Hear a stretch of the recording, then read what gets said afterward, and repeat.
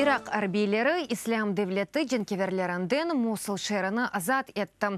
Территорияны да 2014 сенесі июнь айында запт еткен еділер. Шер якын шарқта террористик тәшкелетінің форпосты оларақ сайлайды. Аннури жемесінде ось халифатыны илян еткен еділер.